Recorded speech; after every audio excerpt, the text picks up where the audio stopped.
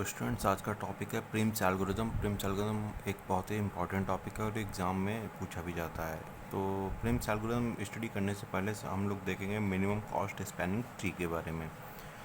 एक spanning tree should have all vertices and some edges. अगर आपको एक ट्री दिया हुआ है और आप उससे एक स्पैनिंग ट्री बिल्ड करते हैं तो बहुत ज़रूरी है कि आप उसमें सारे वर्टिसेस और उसकी एजेस को शामिल करें। और दूसरी इंपॉर्टेंट चीज़ यहाँ पे ध्यान रखने वाली है कि cycles should not be present. हमारी ट्री में कोई भी साइकिल प्रेजेंट नहीं होनी चाहिए। जैसे कि हमने एक एग्जांपल लिया है, सबसे पहले हम स्पैनिंग ट्री समझते हैं, फिर हम प्रिम सेल को देखेंगे। हमें ये एक ट्री दे रखा है, इससे हम स्पैनिंग ट्री अगर बिल्ड करते हैं तो जैसे 1 2 3 और 4, ये हमने एक स्पैनिंग ट्री बिल्ड किया है इससे। ठीक है, तो ये 5 और ये एक वेटेड ट्री है, इसकी वजह से अगर हम इसको 4 से 1 से कनेक्ट कर देंगे तो ये साइकिल हो जाएगी, इसलिए फिर ये स्पैनिंग ट्री नहीं रह जाएगा। ठीक है, तो ये तो एक हो गया। इससे हम और भी स्पैनिंग ट्री बना सकते हैं। 1 2 4 3, ये दूसरा हमने ट्री बना लिया है। इसके भी वेट का हम लिख देते हैं 4 6 3। एक ट्री हम इससे और बना सकते हैं 1 4 2 3, ये एक हमने ट्री बना लिया। यहाँ पे एक चीज़ नोट करने वाली कि हम इतने ट्री क्यों बना रहे हैं। देखिए, हमें सबसे मिनिमम कॉस्ट स्पैनिंग ट्री बनाना होता है। कॉस्ट क्या होती है? कॉस्ट बेसिकली इनकी जो वेट होते हैं इनका सम होता है। जैसे अगर हम इसके कॉस्ट की बात करें, इसका कॉस्ट होगा 4 + 2 + 3, 4 3 7 2 9। इसकी कॉस्ट होगी 13, 6 4 10 एंड 3 13। इसकी कॉस्ट होगी 14। ठीक है, अब हमारे लिए रिक्वायर्ड कौन सा ट्री होता है? हमारे लिए ऐसा ट्री रिक्वायर्ड होता है जिसकी सबसे लो कॉस्ट होता है। अब एक तरीका तो इसमें ये हुआ कि जो ट्री है हम उसके मैक्सिमम पॉसिबल स्पैनिंग ट्री बना के देखें और फिर चूज़ करें कि हमारा कौन सा ट्री आया है। दूसरा तरीका ये है कि हम एक ग्रीडी अप्रोच फॉलो करें, जिसे कि प्रिम्स एल्गोरिदम और क्रूस्कल एल्गोरिदम कहते हैं। इनके हेल्प से हम बिना मैक्सिमम पॉसिबल ट्रीज को ड्रॉ किए बिना डायरेक्ट हम स्पैनिंग ट्री बना सकते हैं। ठीक है, तो इसकी कुछ स्टेप्स होती हैं, उनको हम लोग देख लेंगे। और सबसे हम इस वाले वीडियो में हम प्रिम्स एल्गोरिदम देखेंगे और नेक्स्ट वीडियो में हम लोग क्रूस्कल एल्गोरिदम देखेंगे। ठीक है, तो चलिए सबसे पहले एक हम लोग एग्जांपल देखते हैं प्रिम्स एल्गोरिदम का। हमें एक दे रखा है, ट्री दे रखा है BCF,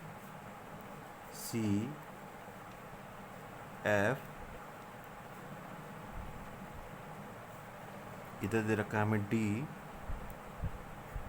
इधर दे रखा है A, इधर दे रखा है हमें E। इनके करस्पॉन्डिंग वेट भी हमको दे रखे हैं, जैसे कि इसके हैं 3 1 6 4 4 5 5 6 2 8। ये हमको एक ट्री दे रखा है। अब इसकी हेल्प से हमें एक मिनिमम कॉस्ट स्पैनिंग ट्री बनाना है विदाउट मैक्सिमम पॉसिबल कॉम्बिनेशंस को ड्रा किए हुए। बात समझ में आई आपको? चलिए, अब हमारी कंडीशंस क्या थी? सबसे पहली कंडीशन थी कि it should have all vertices and some edges. इसकी वर्टिसेस को हम लिख लेते हैं पहले। वर्टिसेस हैं हमारे इसके गिवन ABCDEF।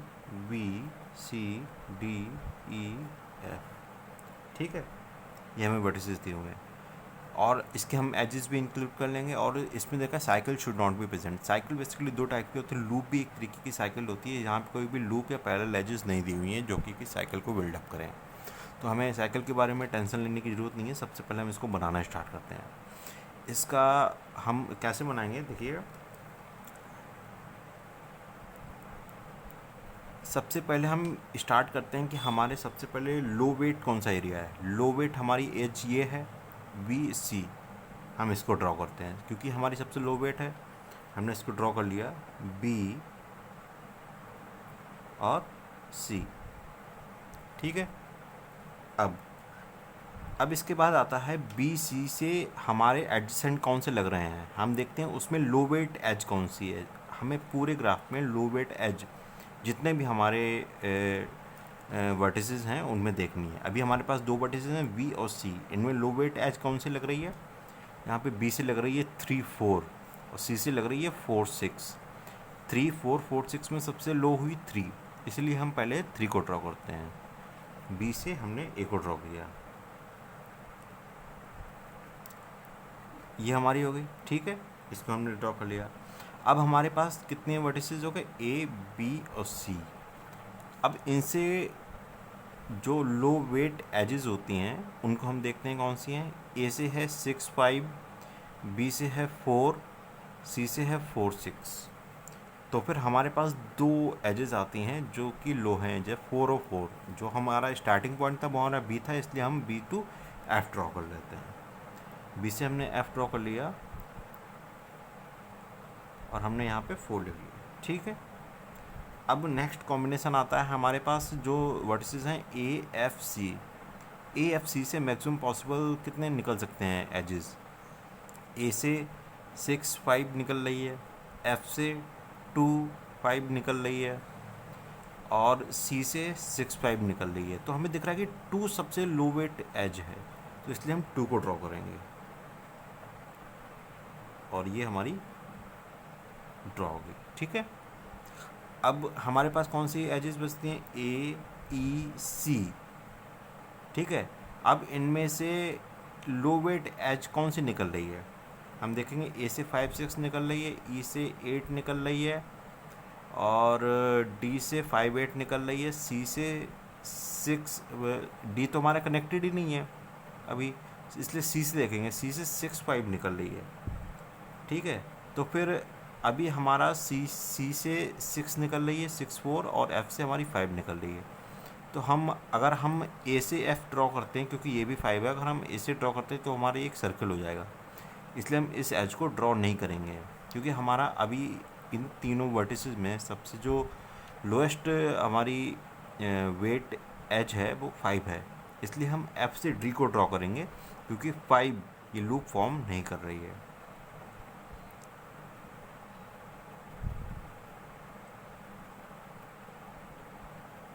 ठीक है, तो ये हमारी एक एज हो गई, ये हमारा मिनिमम स्पैनिंग ट्री हो गया। इसके अलावा हमारी कोई मैक्सिमम और एज फॉर्म नहीं होती है, ठीक है।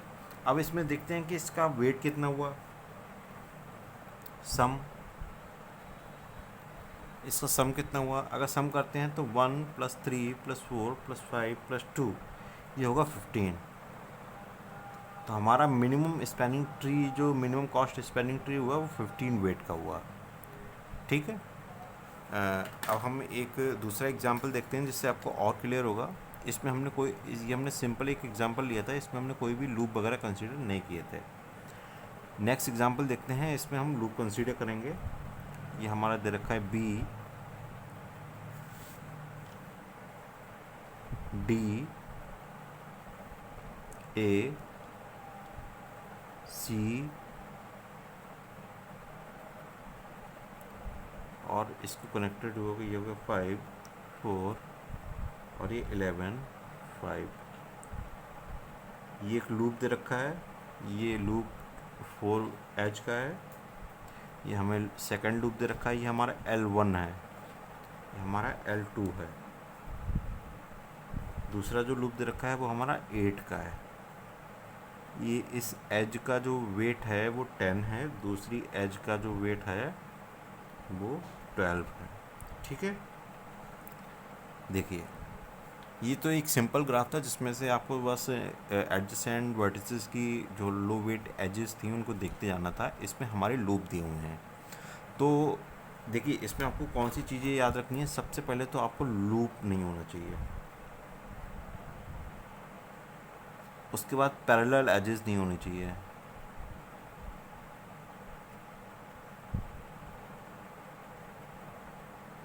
इसके बाद आपके जो लूप होते हैं, लूप और पैरेलल एजेस नहीं होनी चाहिए, इसके बाद आप इसको ड्रॉ कर सकते हैं, ठीक है। तो हम लूप पहले दोनों हटा देते हैं, उसके हटा के इसको ड्रॉ कर लेते हैं। ये होगा बी डी ए सी, ठीक है, ये 11 हो गया, ये 5 हो गया, ये 10 हो गया और ये 4 हो गया। ये लूप हमने हटा दिया है, ठीक है। अच्छा, अब एक क्वेश्चन ये आता है कि ये 10 और 12 ये पैरेलल एजेस दे रखी थी, इसमें से कौन सी एज को हम चूज़ करेंगे। तो ये ध्यान देने वाली बात यहाँ पे, जो जिसका वेट कम होगा हम वो वाली एज चूज़ करेंगे।